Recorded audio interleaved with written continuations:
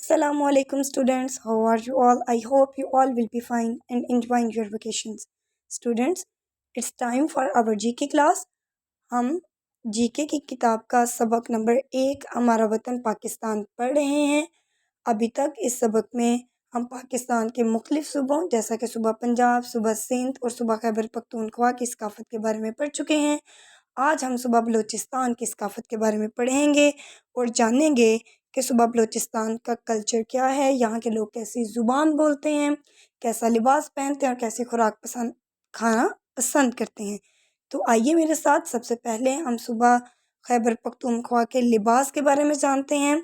तो बेटा आप देख सकते हैं कि सूबा बलूचिस्तान के जो मर्द हैं उनका लिबास शलवार कमीज़ है, लेकिन वो सर पर एक पगड़ी पहनते हैं। आप इस तस्वीर में भी देख सकते हैं कि मर्दों ने पगड़ी पहनी हुई है, लेकिन बेटा आप देखें कि सूबा पंजाब के मर्द भी पगड़ी पहनते हैं, लेकिन जो पंजाब के मर्द पगड़ी पहनते हैं उस पगड़ी में और जो बलूचिस्तान के मर्द पगड़ी पहनते हैं उसमें फ़र्क है। ठीक है, दोनों के जो दोनों सूबों में जो पगड़ी पहनी जाती है उसके स्टाइल जो है वो डिफरेंट है। ठीक है, उसका स्टाइल डिफरेंट है। इसके अलावा जो औरतें हैं वो बेटा कढ़ाई वाला कुर्ता और शलवार पहनती हैं। आप इस पिक्चर में देख सकते हैं, ये एक नेक्स्ट पिक्चर भी है। ठीक है, इसमें भी आप देख सकते हैं कि मर्द ने जो है वो शलवार कमीज़ और साथ एक बलोची पगड़ी पहनी हुई है। ठीक है, और औरत ने बेटा कढ़ाई वाला कुर्ता और शलवार पहनी हुई है। ठीक है, तो ये इनका रिवायती लिबास है। यहाँ के मर्द और औरतें यूजुअली यही लिबास जो है वो वेयर करते हैं। ठीक है, नेक्स्ट बेटा हम सूबा बलूचिस्तान के खानों के बारे में पढ़ेंगे। तो सूबा बलूचिस्तान के खाने भी बहुत ज़्यादा लजीज होते हैं और यहाँ पर बेटा ज़्यादातर सब्जी खाई जाती है। सब्जी बेटा अब क्या होती है कि सब्जी ये होती है कि बकरे की सब्जी भी हो सकती है और मुर्गी की भी। ठीक है, चिकन की भी सब्जी बना सकते हैं। उसमें ये होता है कि चिकन को हम छोटे छोटे पीसीस में काटते नहीं हैं। ठीक है, उसका गोश्त नहीं करते हैं, पूरी की पूरी जो चिकन का पीस होता है, ठीक है, जो पूरा चिकन होता है उसको वैसे ही लिया जाता है। ठीक है, उसको साफ़ करके उसको मैरिनेट किया जाता है स्पाइसेस लगाकर, यानी मसाले वगैरह लगाए जाते हैं। और इसके अलावा अगर बकरे की सब्ज़ी है तो बकरे का एक बड़ा हिस्सा ले लिया जाता है, जैसा रान वगैरह। ठीक है, और उनको मसाले लगाए जाते हैं। बाद में बेटा उनको कोयलों के सामने जो है वो पकाया जाता है। ठीक है, इसे चूल्हे वगैरह पर नहीं पकाया जाता, कोयलों के इर्द गिर्द। ठीक है, सलाखों में इसे लगाकर और इसे पकाया जाता है। आप इस तस्वीर में भी देख सकते हैं। नेक्स्ट बेटा इसके अलावा है खड्डी कबाब। ठीक है, खड्डी कबाब क्या चीज़ है बेटा, इसमें ये होता है कि जो बकरा है उसको कट नहीं किया जाता। ठीक है, उसका गोश्त नहीं किया जाता, पूरे का पूरा बकरा लिया जाता है। ठीक है, उसको बेटा मसाले वगैरह लगाए जाते हैं सब कुछ। ठीक है, उसके बगैर एक बड़ा सारा घड़ा खोदा जाता है ज़मीन में। ठीक है, एक बड़ा घड़ा खोदते हैं। घड़ा खोदने के बाद उस घड़े में बेटा कोयले बिछाए जाते हैं। ठीक है, उन कोयलों को जलाया जाता है और आप देख सकते हैं इधर भी एक घड़ा है। ठीक है, और उसमें कोयले जो हैं वो नीचे सारे फैला दिए गए हैं। अब ऊपर जो है वो रख दिया गया है गोश्त को। ठीक है, पूरे के पूरे बकरे को जिनको हमने मसाले लगाए हुए हैं वो ऊपर रख दिए गए हैं। तो इस घड़े को बाद में ऊपर से बंद कर दिया जाता है, तो बेटा ये फिर गोश्त जो है वो पक जाता है।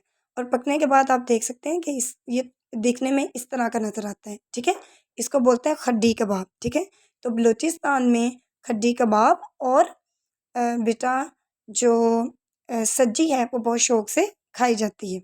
ठीक है, इसके अलावा बेटा इसकी अहम तारीख़ी इमारत में से एक इमारत जो है वो कायद-ए-आज़म रेजिडेंसी है और बेटा ये ज़ियारत में है। ठीक है, सूबा बलूचिस्तान का एक शहर है ज़ियारत, तो ज़ियारत में ये कायद-ए-आज़म रेजिडेंसी है। इसको कायद-ए-आज़म रेजिडेंसी में इस इमारत को कायद-ए-आज़म रेजिडेंसी कहा जाता है। और कायद-ए-आज़म मोहम्मद अली जिन्नाह अपनी वफ़ात से पहले जब वो बहुत ज़्यादा बीमार थे तो उन्होंने अपने कुछ दिन बेटा इधर गुजारे थे। ठीक है, वो उन्होंने यहाँ पर क़याम किया था, तो ये कायद-ए-आज़म की रहाइशगाह है। ठीक है, और इसलिए इसे कायद-ए-आज़म रेजिडेंसी कहा जाता है और ये ज़ियारत में वाक़ है।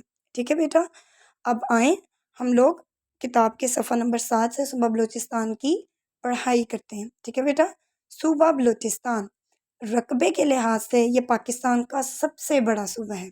तो बेटा आप रकबा कहते हैं इलाका। ठीक है, तो सूबा बलूचिस्तान जो है वो रकबे के लिहाज से पाकिस्तान का सबसे बड़ा सूबा है।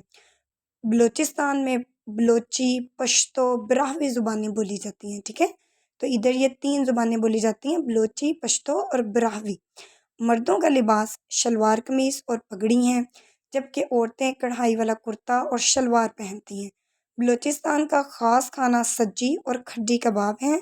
कोयटा बलूचिस्तान का दारुल हुकूमत है। बेटा ये आपने याद रखना है कि बलूचिस्तान का दारुल हुकूमत कोयटा है। पंजाब का दारुल हुकूमत जो था वो लाहौर था, ठीक है। खैबर पख्तूनख्वा का दारुल हुकूमत पेशावर था। और जो अब अभी तक हम पढ़ चुके हैं, और सूबा सिंध का दारुल हुकूमत जो है वो कराची है, और कोयटा जो है वो बलूचिस्तान का दारुल हुकूमत है। यहाँ का खुश्क मेवा बहुत मशहूर है, यानी ड्राई फ्रूट, ठीक है, जिसमें अखरोट होंगे, बादाम होंगे, किशमिश वगैरह इस तरह की सारी चीज़ें, और यहाँ का खुश्क मेवा बहुत मशहूर है। आगे बेटा आप देख सकते हैं कि आपकी किताब में भी ज़ियारत में कायद-ए-आज़म मोहम्मद अली जिन्ना की रहाइशगाह, ठीक है, इसकी तस्वीर दी गई है, ठीक है। ये एक तफरीही मुकाम है, लोग जाते हैं, देखते हैं कि कायद-ए-आज़म की रहाइशगाह अंदर से कैसी है, और आप जाकर इसे देख सकते हैं, विज़िट कर सकते हैं, ठीक है। नीचे एक बॉक्स है बेटा, क्या आप जानते हैं बलोची चाप और अतन बलूचिस्तान का मशहूर रक़्स है। रक़्स कहते हैं बेटा डांस को, तो ये वहाँ के रवायती रक़्स हैं, ठीक है, बलोची चाप और अतन। बेटा मुश्किल अल्फाज को अंडरलाइन भी किया गया है, जैसा पश्तो, ब्राहवी, ठीक है, सज्जी, खड्डी कबाब, खुश्क मेवा। तो बेटा आपने इन अल्फाज को जो है बार बार पढ़ना है, ताकि आप इनको दुरुस्त तलफ़्फ़ुज़ और रवानी के साथ पढ़ सकें। बेटा आपने इस सफ़ा नंबर 7 की पढ़ाई भी करनी है, और इसके अलावा आपने मश्क भी जो है वो भी हल करनी है किताब के ऊपर, ओके। ये आज का आपका काम है, ओके। अल्लाह हाफ़िज़।